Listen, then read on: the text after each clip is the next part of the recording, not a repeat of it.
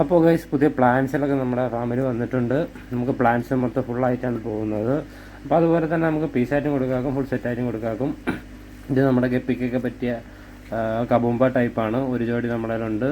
പിന്നെ ആമസോൺ സോഡ് ആണ് അടുത്ത വരുന്നത്. അതിൻ്റെ കുട്ടി പ്ലാന്റുകളാണ്, അതും ഒരു ജോഡി നമ്മുടെ കയ്യിലുണ്ട്.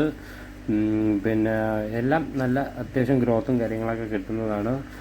പെട്ടെന്ന് പോകുന്നതല്ല. നല്ല ലൈറ്റും കാര്യങ്ങളൊക്കെ ഉണ്ടെങ്കിൽ, അടിയിൽ പ്ലാന്റൊക്കെ ഉണ്ടെങ്കിൽ നമുക്ക് കിടിലായിട്ട് വളർത്തിയെടുത്ത് വലുതാക്കാൻ പറ്റിയ ഒരു പ്ലാന്റാണ്. പിന്നെ ഒരു റെഡിഷ് ഷെയ്ഡ് കയറി വരുന്നത്, അതായത് ബ്രൗണാണ് കയറി വരുന്ന പ്ലാന്റുകളൊക്കെ ചോദിക്കുന്നവർക്ക് വേണ്ടി ഇതും കൂടുതലും നമുക്ക് ഓടുന്നതാണ്. അതുപോലെ തന്നെ നിങ്ങൾ പുതിന ഇല അല്ലെങ്കിൽ തുളസി ഇല എന്നൊക്കെ ഇല ചെടി ഉണ്ടാകും നമ്മളടുത്ത് ചോദിച്ചു വരുന്നുണ്ട്. അപ്പോൾ അതല്ല, അതിൻ്റെ വേറെയാണ്. അതിൻ്റെ 3 പീസും നമ്മുടെ കയ്യിലുണ്ട്. പിന്നെ നമുക്ക് താമര അല്ലെങ്കിൽ ആമ്പൽ വളർത്തുന്ന പോലെ വളർത്തിയെടുക്കാൻ പറ്റിയ, ഇൻഡോർ വിത്ത് ഔട്ട്ഡോർ വളർത്തിയെടുക്കാൻ പറ്റിയ ഒരു പ്ലാന്റാണ്. നമ്മൾ ആമ്പലിൻ്റെ ചെറിയ ഇതൊക്കെ വരുന്നതായിരിക്കും, സീഡൊക്കെ വരുന്നതായിരിക്കും.